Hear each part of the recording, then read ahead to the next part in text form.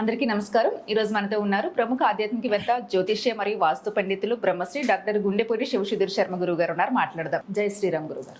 జై శ్రీరామ్. శ్రీమాత్రే నమః. శ్రీ గురుభ్యో నమః. గురుగారు, చాలా మందికి ఇంట్లో పెళ్లి సంబంధాలు ఎంత ప్రయత్నిస్తున్నా పేరెంట్స్ సెట్ అవ్వదు తొందరగా. కొంతమందికి పేరెంట్స్ ఓకే చేసినా పిల్లలు చేసుకుని అంటున్నారు. ఇదొక బాధ. పెళ్లి ప్రయత్నాలు ఎవరైతే చేస్తున్నారో, బాగా లేట్ అవుతుందని ఎవరైతే ఇబ్బంది పడుతున్నారో, వాళ్ళకి నచ్చిన సంబంధం, మంచి సంబంధాలు రావాలంటే దైవిక పరంగా ఏదైనా పరిహారాలు ఉంటాయి? తప్పనిసరిగా నాన్న, సకల సమ్మోహన విద్య అంటాం. ఓ మాట చెప్పాలంటే, సమ్మోహనం అంటే ఎదుటివాడిని ఏదో మనం ఏదో వశపరుచుకోవడం అని కాదు. మనం నిజంగానే మనకు సంబంధం నచ్చింది, మనం కూడా నచ్చే స్థాయిలో ఉన్నాం. అలాంటివి కూడా బ్రేకప్ అయ్యేవి చాలా ఉంటాయి. చాలా ఉన్నాయి. కొన్ని పెళ్లి సంబంధాలు చూడటం, చూసి ఇందా కూడా మనం విన్నాం. ఒక ఆయన చెప్తుంటే 180-200 సంబంధాలు చూశారు, ఆ తర్వాత మీరు ఏదో చేశారు, అప్పుడు కుదిరింది మాకు. అవునా? అంటే ఈ రకమైనటువంటి వాటికి నాన్న కారణం ఉండదు. నిష్కారణంగా ఓకే అనుకున్న సంబంధాలు క్యాన్సిల్ అవ్వటం సడన్ గా. అవును. ఇవాళ రోజున ఎలా ఉందంటే, పెళ్లి చూపులు ఓకే అనుకోవటం, నిశ్చితార్థం చేసుకోవటం, పెళ్లి పీటల మీదకి వచ్చేసరికి క్యాన్సిల్ అయినటువంటి సంబంధాలు కూడా చాలా ఉన్నాయి. ఎన్నో చూస్తున్నాయి మధ్యకాలం. ఎందుకు? నిష్కారణం. పెద్ద ఇదే ఉండదు, కారణమే ఉండదు. చిన్న సమస్యలు, వాటి వల్ల అనుకున్న సంబంధం రాలేక నిజంగా అబ్బాయి అంటే ఓకే తీసి పక్కన పెడదాం, అబ్బాయి కొంతవరకు తట్టుకోగలుగుతాడు. కానీ ఆడపిల్లల మనస్సు చాలా సున్నితంగా ఉంటుంది. నలుగురిలో ఇలాంటి పరాభవం జరిగితే తట్టుకోవడం కష్టం నాకు ఎవరికైనా. అలాగే సంబంధం కుదిరిందని ఆనందంగా చెప్పుకుంటాడు తల్లిదండ్రులు ఇద్దరు కూడా అందరికీ. మా అమ్మాయికి మంచి సంబంధం కుదిరింది, మా అల్లుడు జాబ్ చేస్తున్నాడు, ఇట్లా ఉంది పరిస్థితి, ఇవన్నీ చెప్పుకున్న తర్వాత కూడా ముందుకు వెళ్ళిన తర్వాత క్యాన్సిల్ అవుతుంది అంటే అది ఎంత దురదృష్టకరమైనటువంటి విషయం, ఎంత బాధపడాల్సిన విషయం కదా. ఇలాంటి వాళ్ళకి దాంతోపాటు వీళ్ళు ఏదైతే సంబంధం చూడాలనుకుంటున్నారో దానికి ముందుగా చేసుకోవాల్సినటువంటి ప్రక్రియ. ఇటీవల కాలంలోనన్నా నేను ఒకళ్ళకి, అంటే వాళ్ళు అమ్మాయి మంత్రం చేసుకోలేకపోతున్నానని నాకు కష్టమైపోతుంది, నేను చేసుకోవాలంటే నాకు కుదరట్లేదు అంటే నేనేం చేశాను అంటే, నేను మంత్ర జపం చేసి ఒక వాటర్ అమ్మాయి దగ్గరికి పంపించాను. మీరు చేసి ఒక 1000 సార్లు జపం చేశాను. చేసి నాన్న ఇది వాడుకోండి, మీరు పెళ్లి సంబంధం అప్పుడు నేను చెప్పినట్టు వాడండి, తప్పనిసరిగా వివాహం అవుతుంది, కుదురుతుంది అని అన్న. ఇది మరి నాకు నచ్చిన అబ్బాయి వచ్చినప్పుడు చేయవచ్చానండి. నీకు నచ్చిన వాడు వచ్చినప్పుడు చేయనన్నా, నచ్చిన వాడు నువ్వు ఎట్లా డైరెక్ట్ చెప్పేస్తావు వద్దని. నీకు నచ్చి అబ్బాయినికి తగ్గవాడు తప్పనిసరిగా చేసుకోవాలనుకునే సంబంధం ఏదైతే ఉంటుందో అట్లాంటి వాడికి ఇది మోసం కాదు, ద్రోహం కాదు. మనస్ఫూర్తిగా నచ్చినప్పుడు చేసుకోవడం తప్పేం లేదు. కాబట్టి చేసుకున్నా అన్న, ఇట్లా చేస్తే తొందర పని అవుతుంది. అట్లానే గురుగారే, ఇప్పుడే నా బ్యాగ్లో మీకు చూపిస్తా వెడ్డింగ్ కార్డు. ఎల్లుండే పెళ్ళి, ఇందాక వచ్చి పిలిచి వెళ్ళారు కదా ఆయన, ఎల్లుండే పెళ్ళి. ఆయన వాళ్ళ ఫాదరే వెడ్డింగ్ కార్డు ఇచ్చేసి వెళ్ళిపోయారు, ఎల్లుండి పెళ్ళి అని. సో ఇక్కడ అలాంటి పరిస్థితులు ఎలా వస్తాయి? దేవతాశక్తి ద్వారా సంపూర్ణంగా మనం సంపాదించుకోవచ్చు. ఇక్కడ ధనం కావచ్చు, జనం కావచ్చు, పురుషులు కావచ్చు, స్త్రీలు కావచ్చు, ఏదైనా అంటే చెడుకు కాకుండా మంచి కోసం చేసేటువంటివే మంత్రాలు.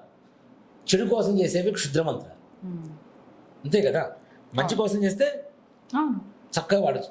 ఇలా ప్రధానంగా ఏంటంటే చాలా మంది కూడాను మంచి కోసం భగవంతుడు సృష్టిలో ఉన్నటువంటి మంత్రాన్ని చెడు కోసం వాడుకునేటువంటి వాళ్ళు కూడా చాలా మంది ఉన్నారు.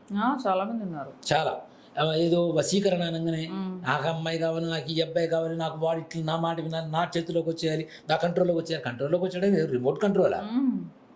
అసలు వాళ్ళ ఆలోచన చూడండి ఎంత తప్పది. అవును కదా. అలాంటి పిచ్చి పిచ్చి కాల్స్ కూడా వస్తుంటాయి. దీంతో పాటు భార్యాభర్తల మధ్య ఏదైనా అన్యోన్యం లోపించిన వాళ్ళకు కూడా ఈ మంత్రం పనికి వస్తుంది. భర్తకైనా భార్యకైనా తప్పనిసరిగా. దీంట్లో ఒకటే, నేను రోజు వాటర్ వాడమని చెప్తూ ఉంటాను. దానికంటే ఇంకా సమ్మోహనమైనటువంటి ప్రయోగం ఇంకోటి ఉంది. మల్లెపూలే కదా, ఏ పూలైనా తీసుకోండి, ఎలాంటి పూలైనా తీసుకోండి, పుష్పాలు తీసుకోండి, 100% ఇది వర్కౌట్ అయ్యి తీరాల్సిందే. ఇప్పుడు పెళ్లి చూపులకు అమ్మాయి పూలు పెట్టుకొని కూర్చుంటుంది, పూలు లేకుండా అయితే పెళ్లి చూపులు ఉండవుగా. అవునా? చక్కగా చీర కట్టుకొని పెళ్లి చూపులు చూసుకుంటారు. అలాంటి అమ్మాయికి మల్లెపూలు లేదు, ఏదో కనకాంబరం తీసుకున్నారు, పూలు దగ్గర పెట్టుకొని ఈ మంత్రం జపం చేసుకొని చక్కగా ప్రశాంతంగా పూలు తలలో పెట్టుకొని వెళ్ళండి.